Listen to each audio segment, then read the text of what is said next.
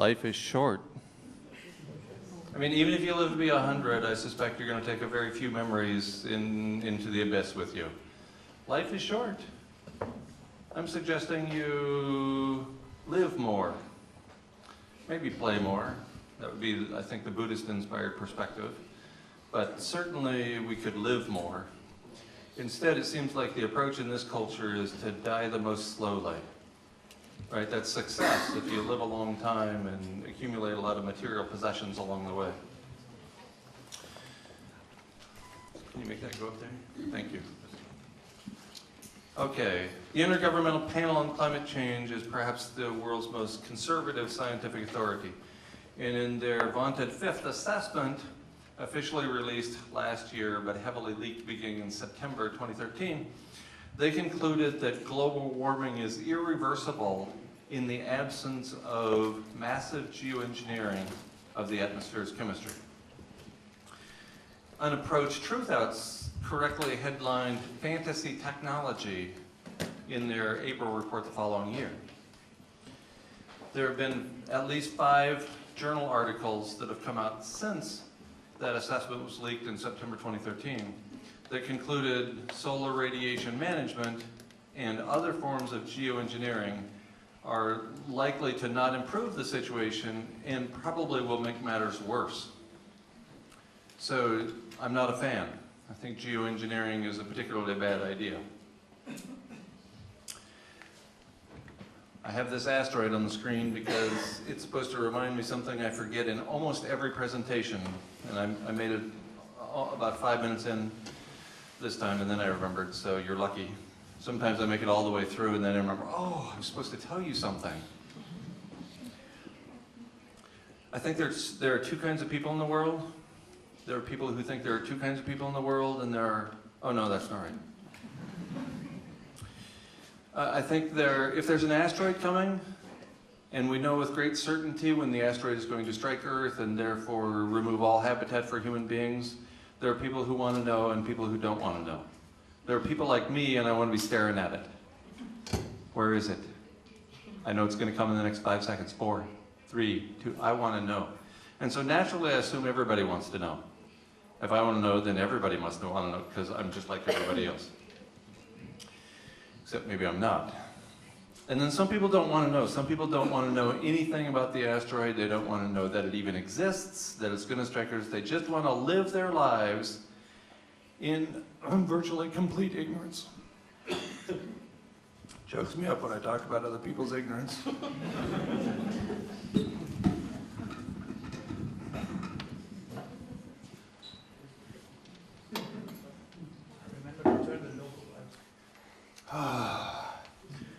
Nothing like a little vodka to get me started. It looks just like water. Fools almost everybody.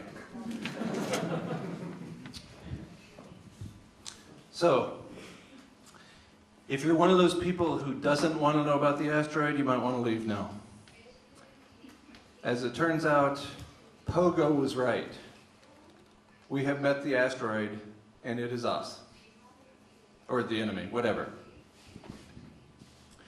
As it turns out, that first little clip that addresses our own individual lives, that brevity applies to the human race as well. So I apologize for the misogynistic headline. It should be the history of humans.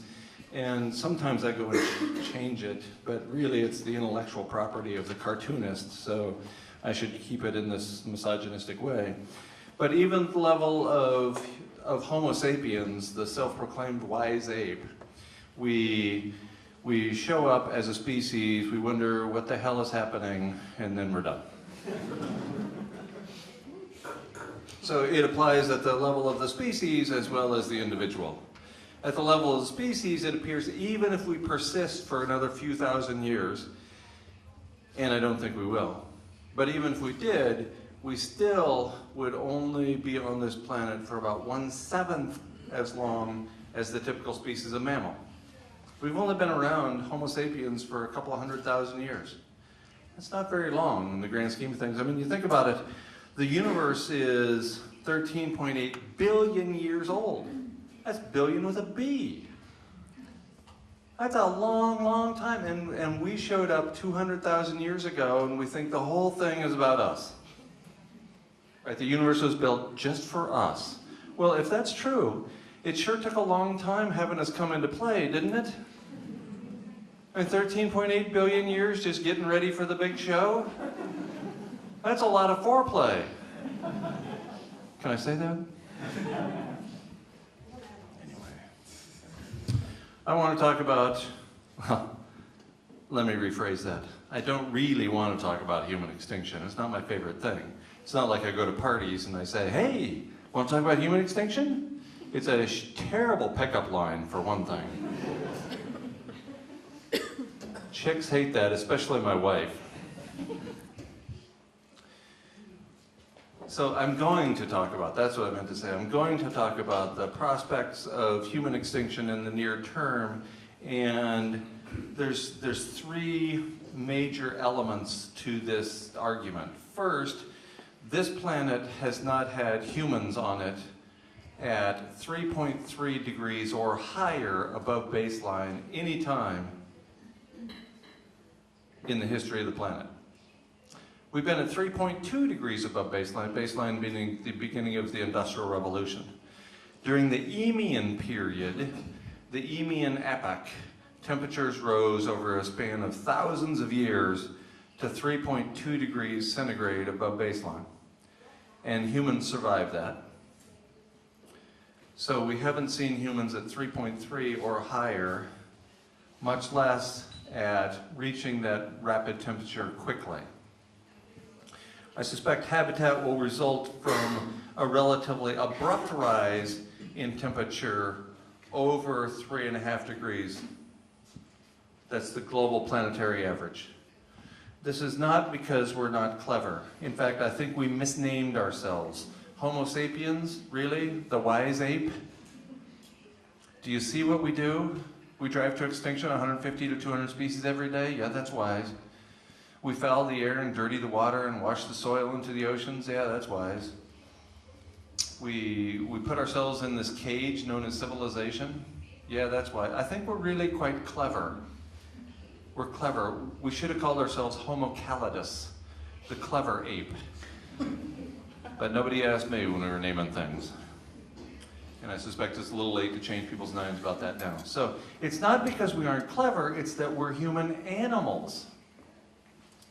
We're human animals, and like every other animal, like every other organism, we need habitat to survive. And an abrupt rise in global average temperature to a high enough level precludes habitat. Not because we aren't smart and we can turn down the thermostat, right? We can take off some clothes and put on hats or not.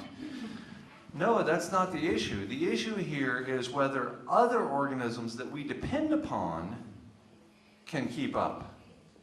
And if they can't, then we don't have any food. If plants cannot keep up with the rapid rate of change, then we have nothing to eat. But wait, you say, I eat hamburger after, oh. Maybe I shouldn't have mentioned that here. Somebody asked me today, if people from Berlin are called Berliners, what do you call people from Hamburg? And I thought it was funny, but you've heard that 100 times, I can tell, because nobody laughed. In other words, we need a living planet to survive and to thrive. In the absence of plants, we are not going to make it. Because everything we eat is either plants or depends upon a plant-based diet. How quickly could human extinction occur? Well, it could be that we experience the collapse of industrial civilization this year. After all, we can't maintain this unsustainable set of living arrangements forever. At some point, it's going to stop. There are any number of factors that could cause a relatively rapid collapse of industrial civilization. David Korowicz, writing for the FASTA group in, I believe it was July, maybe June 2012, concluded that a disruption in the supply chain of anything important will cause the complete collapse of worldwide industrial civilization within as little as 3 weeks. 3 weeks. So if we have a disruption of food showing up at the grocery stores, if we have a disruption of grain going up or down the Mississippi River, if we have a disruption in fuel at the filling station, if we have a disruption in the electrical grid, if we have a disruption in the financial sector so that people cannot get paid, the credit seizes up. Any one of those will be sufficient within 3 weeks following to cause the collapse of industrial civilization. When that happens, and I'm not saying it'll happen this year, but it will happen. We can't sustain the unsustainable forever, after all, and this entire set of living arrangements is completely unsustainable. When that does happen, it will, in a very short period of time, cause the global average temperature to rise 1.2 plus or minus 0.2 degrees. That's global average. That's according to a paper by climate scientist James Hansen and colleagues from 2011. Subsequently, there have been 2 other papers published indicating the very conservative nature of this paper. One of those indicates that a reduction in industrial activity of only 30% could cause global average temperature to rise by 1 degree. So I think it's safe to assume that a 1.4 degree temperature rise, global average, is locked in upon the collapse of industrial civilization, and I think that is pretty conservative. Why would this happen? It's all about the particulates produced by industrial activity that we put into the atmosphere, and especially sulfates that are produced when we burn coal. You've probably heard of clean coal, because the mainstream media wants you to hear things like clean coal, which obviously is an oxymoronic lie. But what about the not-so-clean coal? Well, that not-so-clean coal is high in sulfur. When we burn that, it puts a lot of sulfates into the atmosphere, which serves as an umbrella of sorts to reflect sunlight back into space. Within 3 days after September 11th, 2001, global average temperature signature changed dramatically. 3 days. September 14th, 2001, the global average temperature changed dramatically as a consequence of only the grounding of United States planes. We were still burning coal. Coal-fired power plants were still going strong. Planes were flying in other countries. So that indicates the relatively conservative nature of this conclusion. And so I think it's safe to say that when industrial civilization ceases, we've locked in 1.4 degree global average temperature rise. At the same time, we've also triggered the catastrophic meltdown of the world's 440-some nuclear power plants. And that's going to be inconvenient. And how that's going to happen is, say the money supply seizes up, and so people are not getting paid to go to work anymore, even the people who work at nuclear power plants, so they stop going to work. Even first responders, EMTs, emergency medical technicians, and police, these first responders, even they stop going to work in an emergency because they want to be with their families. They want to protect the people they love. So even they stop showing up for the emergency. So I can't imagine when the system fails that nuclear power plant workers will keep going to work just because. So what we're looking at here is Fukushima times a few hundred times, in which the liquid runs out of the pools housing the spent fuel rods. Those spent fuel rods are exposed to the atmosphere and they explode. And we have the kinds of fires spewing ionizing radiation like this planet has never witnessed. So that's one of the outcomes of the collapse of industrial civilization. It takes somewhere between 20 and 60 years to decommission a single nuclear power plant when the money is available. And we're not making strides towards decommissioning those nuclear power plants at this point, in part because the money is not available. But back to climate science, because that's a lot more fun. According to Natalia Shikova, who has been conducting field research in the Arctic Ocean for nearly a decade, when when the methane burst comes out of the Arctic Ocean, a 50 gigaton burst of methane comes out of the Arctic Ocean that is highly possible at any time. When that comes out, it's going to produce conservatively a 1.3 degree global average temperature rise.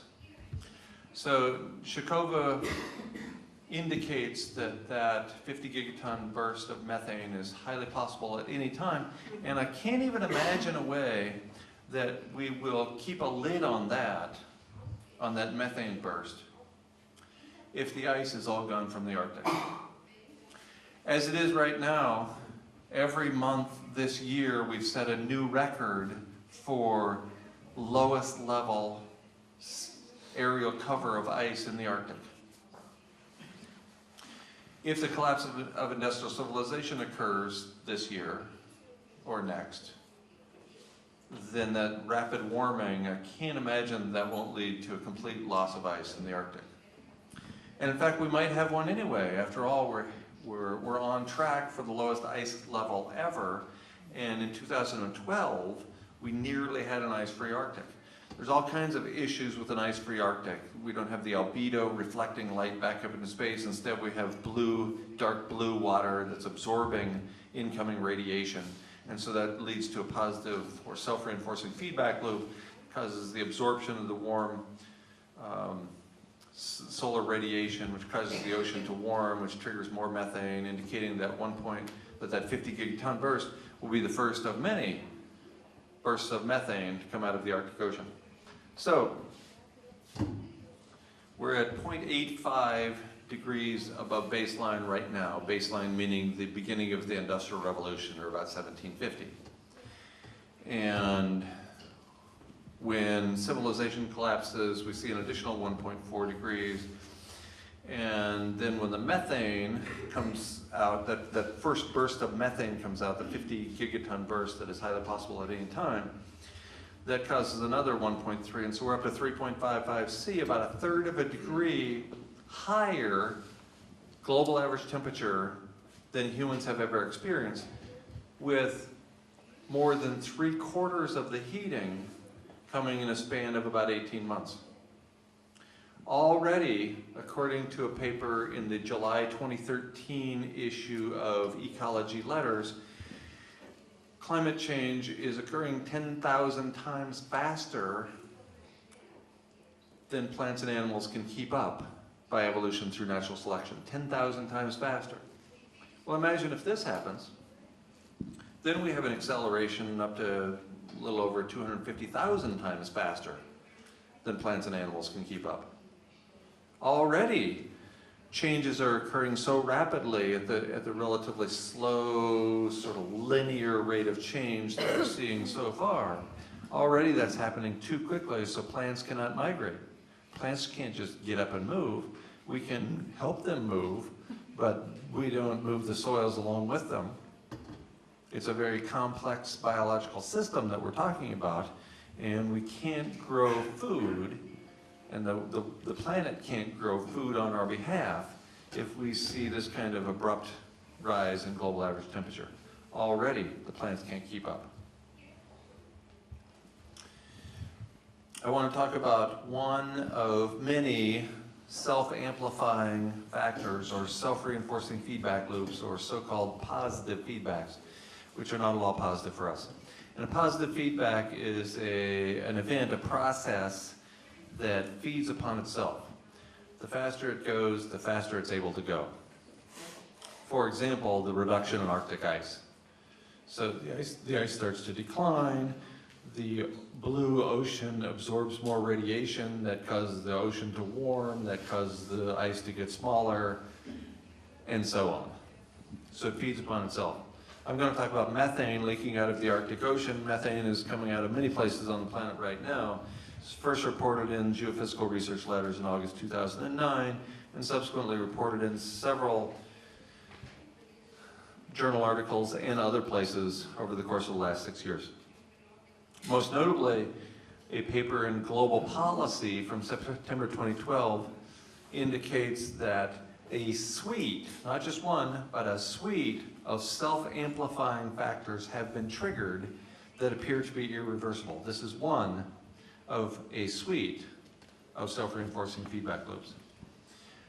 By summer before last, July 2013, the National Atmospheric and Space Administration of the United States, their CARVE project, indicated that there were methane plumes rising out of the Arctic Ocean up to 150 kilometers across.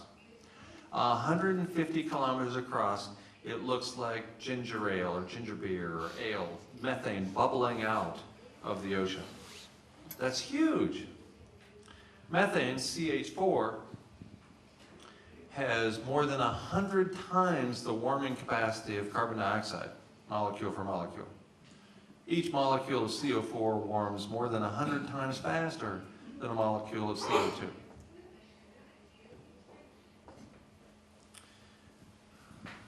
A 50 gigaton burst of methane is highly possible at any time. That's one self-reinforcing feedback loop, the first that was reported in the refereed journal literature, again in 2009. There have been many reported subsequently, and I will provide a link to an essay on my website in my last slide, so if you want to follow up on the evidence behind each of these, feel free. In addition to each of these feedbacks being self-amplifying, feeding upon itself, they also interact with each other. So for example, the warming and drying of the planet, especially in the world's boreal forests, such as in Siberia and Canada, that warming and drying is causing peat to sublimate and in a very short period of time cause the carbon from the peat to go up into the atmosphere. And so it gets warmer and drier. That causes the peat to be released even faster, which causes it to be warmer and drier, so the carbon dioxide is accelerating. They interact with each other, I indicated. So, for example, in 2010, the Gulf Stream, or thermohaline conveyor belt, began pumping warm Atlantic water directly into the Arctic, going through the Fram Strait off the north and east coast of Greenland instead of reversing course in Greenland, and pouring warm water into the Arctic. Well, of course, that causes the ice to melt even faster, and the ice melts faster, so there's less albedo, less reflectance, more absorption. That causes the methane to come out even faster. When the methane comes out faster, it causes more warming, regionally at first, and then globally. And that causes the ice to melt faster and the water to warm, and as the water warms, more methane is released. So these things interact with each other in a way that isn't particularly positive as well. Paul Beckwith is a climate scientist at the University of Ottawa in Canada, and he concludes, based on historical events, paleoclimatological events, that we have triggered a 5 to 6 degree temperature rise, global average, within a decade or two. There are events such as a 5 degree temperature rise in a span of only 13 years, 55 million years ago, that triggered the most recent great extinction event. And according to Beckwith, as of late November of last year, such a process is underway again. He even pondered the idea of up to a 16 degree temperature rise, global average, in the same period of time, while pointing out that that 16 degree temperature rise would be relative to snowball Earth. And that makes sense because throughout Earth's history, there have been a handful, maybe 4, relatively stable temperatures for an extended period of time.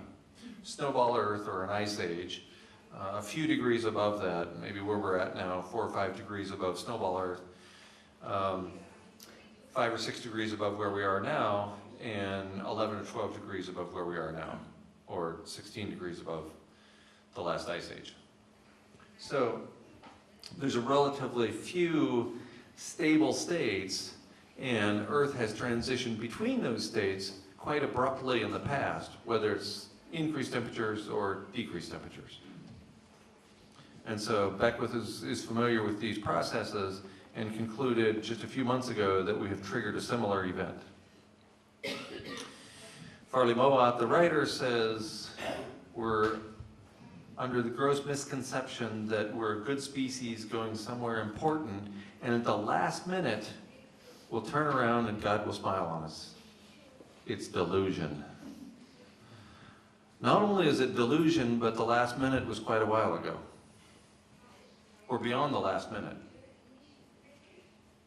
The last minute was maybe when we fired the clathrate gun and the methane really started leaking out of the Arctic Ocean at an exponential level. That was about 2007. Maybe the last minute was a few decades ago. It takes approximately a decade for maximum heating associated with carbon dioxide to kick in. We haven't seen the maximum heating associated with carbon dioxide we've emitted this year, and we won't for about another decade. So all that most recent decade's worth of carbon dioxide emissions, the heating is locked in and we haven't seen the maximum heating yet. Could be that the tipping point, the point of no return, the point at which the train left the station or maybe fell off the trestle, maybe that was in 1939 when the nuclear age began in earnest. Maybe it was thousands of years ago when we capitulated to civilization. Maybe it was when we came down out of the trees and lit the first fire. In any event, it appears to me that as a species, or maybe even as a genus, or maybe even as great apes, we've come to a fork in the road a few million times, and every time we took the wrong one. Every time so far. I'm optimistic. Lest you think that I'm the only crazy person on the planet that thinks we're headed for extinction in the near term, I have quite a bit of company. And all these people obviously are a lot smarter than me, because you've heard of them. So biologists Frank Fenner and Neil Dawes, from the Leakey family, the anthropologists Louise Leakey and her father Richard Leakey, public figure Sir Bob Geldof. I'm not sure what gives him the qualifications to indicate we're going to be extinct by 2030, but there you have it, that's his prediction. Noam Chomsky, public figure, Jennifer Hines, Marianne Williamson, Aaron Sorkin. I want to show a little video clip here. Aaron Sorkin is a writer for television in the United States, and currently he writes for a program called The Newsroom. And The Newsroom is set, as you might imagine, in a newsroom. So I want to show a little 4-minute clip from The Newsroom indicating that Aaron Sorkin gets exactly where we're headed, although he's a lot more funny about it than I am. Mr. Westbrook, you've spent most of your professional career as a climate scientist in the public sector. Just so we know what we're talking about, if you were a doctor and we were the patient, what's your prognosis? 1,000 years, 2,000 years? A person has already been born who will die due to catastrophic failure of the planet. What did he just say? A lot of people wrote to me and asked me if that was me, or if he was inspired by me. I don't have any idea. I can't imagine Aaron Sorkin is reading my stuff. But maybe, I'd like to think so. Wouldn't that be awesome? I write these incredibly long, terrifying essays, and Aaron Sorkin has nothing else to do between episodes of snorting coke, so he goes and reads my website. We're done. We're done. At this point, we're walking around to save on funeral expenses. But you knew you were going to die, right? Since you were maybe 11. We all knew that. Every conservation biologist knows that every species goes extinct. The only question is a matter of timing. So now that we have, I think that the range of reasonable dates for our expiration as a species, I think it's somewhere between a year and a half because of the collapse of industrial civilization and the consequent release of that 50 gigaton burst of methane from the Arctic Ocean.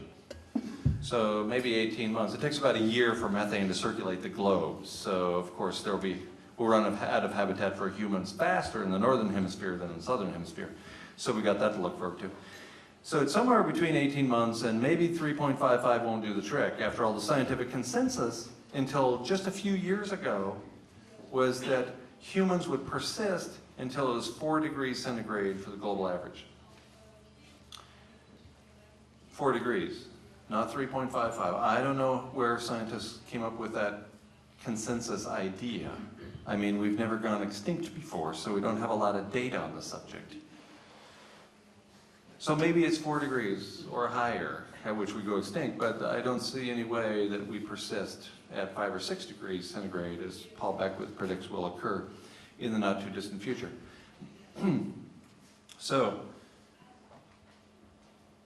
I don't know whether it's 4 degrees or 3.55 degrees or 5 degrees or 6 degrees, but regardless, I think it's going to happen pretty soon.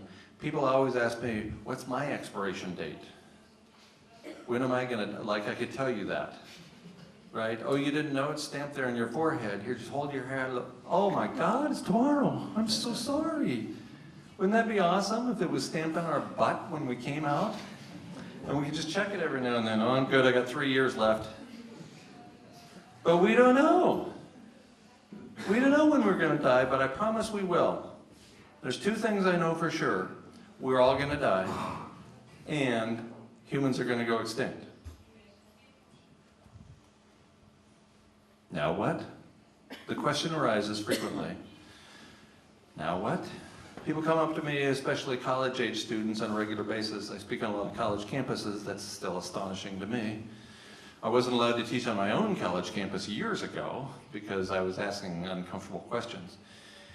Students come up to me after I talk and they say something like, "What should I do?" As if I know what you should do.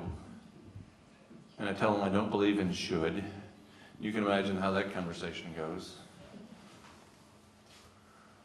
So I ask them what they love. What do you love? You know, the typical approach when you're at a party, so I've heard, I haven't been to a hell of a lot of parties lately, it's weird. Apparently, the typical approach when you're at a party is somebody comes up and says, "What do you do?" Right? And what they mean is, how successful are you personally at destroying every aspect of the living planet? And if you're really good at that, you're viewed as a success. Right? Oh, you make a lot of money. You must be an important person. You must be killing everything even faster than I am. Congratulations. That's what we do. John Ralston Saul, in his 1992 book, Voltaire's Bastards, wrote, "Never has failure been so ardently defended as success." It was 23 years ago. What have we changed? Nothing. Even longer than that, the Intergovernmental Panel on Climate Change has been telling us with increasing urgency that we need to stop emitting carbon right now. More than a quarter of a century, the IPCC has said, gotta stop, gotta stop, gotta stop. And what do? We do the civilized thing. One definition of civilization, must go faster. So instead of reducing emissions, we increase them every single year. And so here we are. Must go faster. So when people ask me what I do at the occasional party I'm invited to, I tell them really uncomfortable things. I say, well, I live on a homestead. I left active life at the university where I was making a lot of money to not do any work. That makes them give me a funny look. So I live in a homestead where I grow vegetables and write about how we're all going to die. And occasionally I milk goats and gather chicken eggs and blah, blah, blah. And, you know, they're backing out of the room. Shit, is there anybody else at this party I can talk to? And then I go to the punchline. I don't say, what do you do? I say, what do you love? And then they run out of the room screaming with their hair on fire, and I'm never invited back to that place for a party again. Now what? Well, I have good news. I have really good news. I have the most amazing good news you've ever heard. You get to die. We all get to die. That's amazing. Because it means we get to live. The odds against DNA coming together in this physical form, yours, yours, yours, and yours, the odds against that happening exceed the odds against plucking a single atom from the entire universe at random. And yet here you are. Sure is a lot of telephone going on here. What the hell's going on with you people? I told you the first time to turn them off. Number two, who's next? It better be for me. Do I need to call somebody? I'm sorry, I digress. What was I talking about? Oh, that's right. Yes, we all get to die. And that means we get to live. And the odds against that happening are truly cosmological. If you won the lottery every week for 10 years, you wouldn't come close to the odds of you showing up. That's how amazing it is. Evolutionary biologist Richard Dawkins says, in the teeth of these stupefying odds, it is you and I that are privileged to be here, privileged with eyes to see where we are and brains to wonder why. Not only that, but we're here at the most amazing time in history. The end. We have this incredible technology and access to knowledge like nobody's ever had before. You can take a digital device that fits in your pocket that has more computing power than a supercomputer that filled this room a generation ago, and you can spend 10 seconds on your smartphone, and in that 10 seconds you can find out that the odds against you being here are truly cosmological, that it's incredible, that you're a miracle, if I believed in such things. That you're the most incredible, special, astonishing being that the cosmos could ever come up with. And then in the next 10 seconds, you could discover that you're just a little piece of lint, a speck on a worthless little speck. You're one of millions of planets in an infinite number of universes within the multiverse that you don't even matter at all. You can determine within 10 seconds, and then the next 10 seconds, within 20 seconds, that you're the most incredible thing to have ever happened against all odds, and then find out that you're really not all that special. Or as my brother says to his college classes, remember everybody, you're unique, just like everybody else. So it's incredible. We're amazing, and yet we're just another species. We're a species that has these big brains, so big that we can ponder what it means to be human. Whereas everybody else walked out of the movie before it was over, we got to stay until the end. That's pretty cool. I suspect, by the way, that should you live to be 50 or 100 or 117, a number I did not pick at random, that when you're lying on your deathbed, you will not say, I should have bought more crap. I don't know, I've never heard of anybody who, when they're on the deathbed, says, I would have been happy if I'd have had 3 more pair of shoes. But instead, I'm just miserable. I'm a speck on a speck on a speck. The universe doesn't care about me. If only I'd had those 3 pair of shoes. No, nobody does that. I don't care if you got billion, and I can dollars, and I can imagine, by the way, the last human on the planet, because the last human on the planet will be one of those people who cares about having $1 billion dollars. I can imagine the last human on the planet. He won't even know he's the last human on the planet because he doesn't know if there's somebody over the next hill who's still alive. But he looks around and he says, I got all the gold. Because that's what we do, right? When greed is your only god, sociopaths assume control. And here we are, loving money as if it's more than an illusion. I suggest that we pursue things other than money, other than what everybody I know views as success. Remember, John Ralston Saul, 1992, never has failure been so ardently defended as success. Instead, I suggest we pursue a couple of things that a lot of people don't think about: love and a life of excellence. I don't know what either of those means to you, which makes me wonder why I'm here. But I wonder that a lot. When I was a kid, I was like 10 years old, and I would lay out on the lawn in northern Idaho, and it was a little tiny town, so there was not much light. And I'd look up at the cosmos, all those stars, and I would realize how truly insignificant I was, and I would just weep for an hour. I would just openly weep when, you know, big boys don't cry. That was the culture I grew up in. So I felt really pathetic about it. But it's incredible.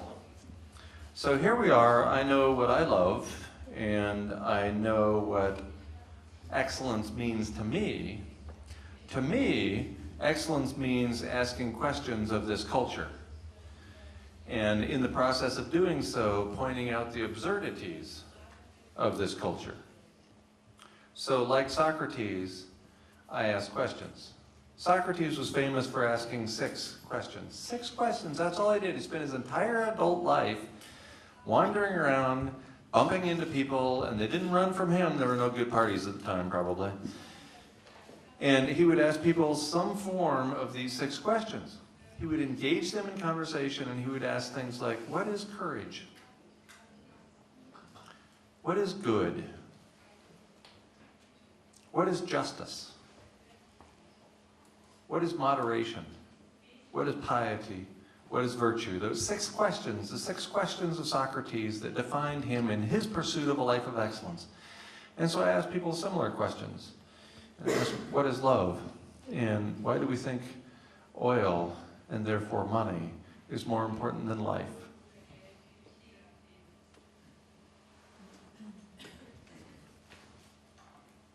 I think civilization is a cage, and for the most part, we're trapped.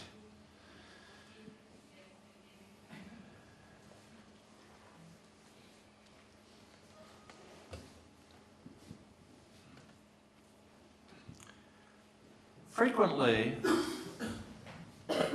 I am told, I'm never actually asked this question, what if he's wrong? Instead, I'm often told, he's wrong. It's the shorter version of the story. I should point out that so far, all I've done is present evidence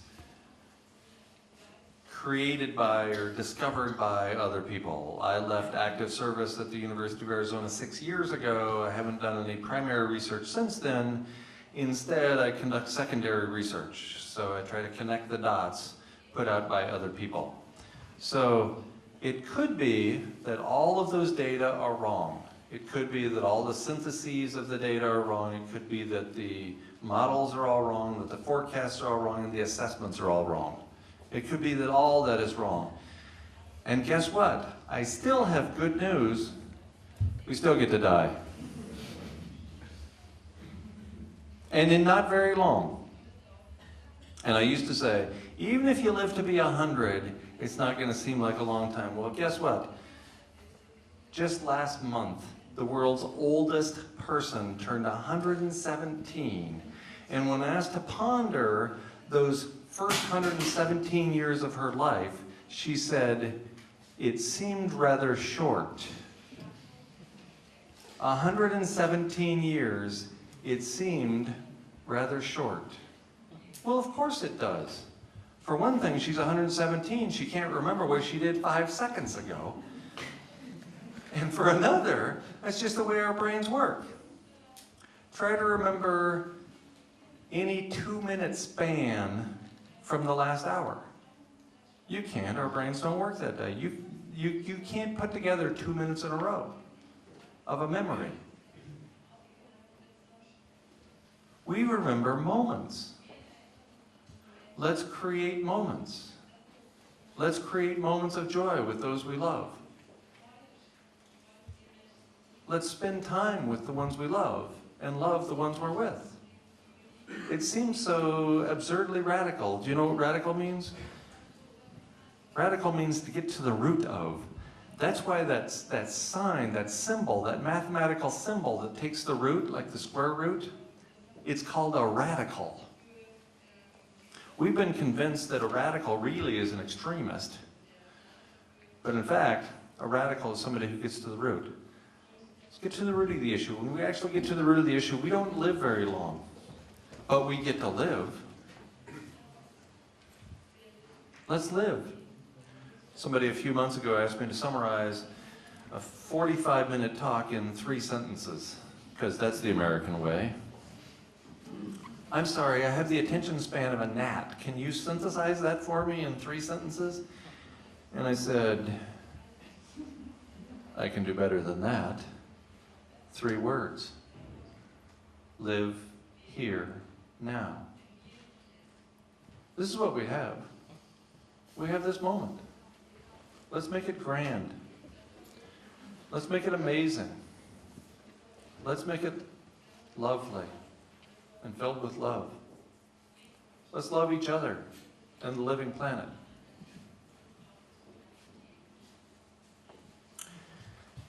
If you want to know more, and I really wouldn't blame you if you didn't, you can go to 3 places that come to mind. You can go to the latest book I wrote by myself called Going Dark. It actually says Going Dark up there on the top. It's not written in Arabic.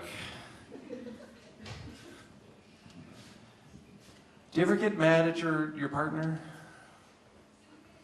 This is being recorded, isn't it? 2 cameras on me, that's why I look fat. The camera apparently adds 10 pounds, I got 2 cameras on me. I look 20 pounds heavier than usual. But I digress. I should have somebody standing here just to remind me what I was going to start talking about before I went off on the other track. Oh, right.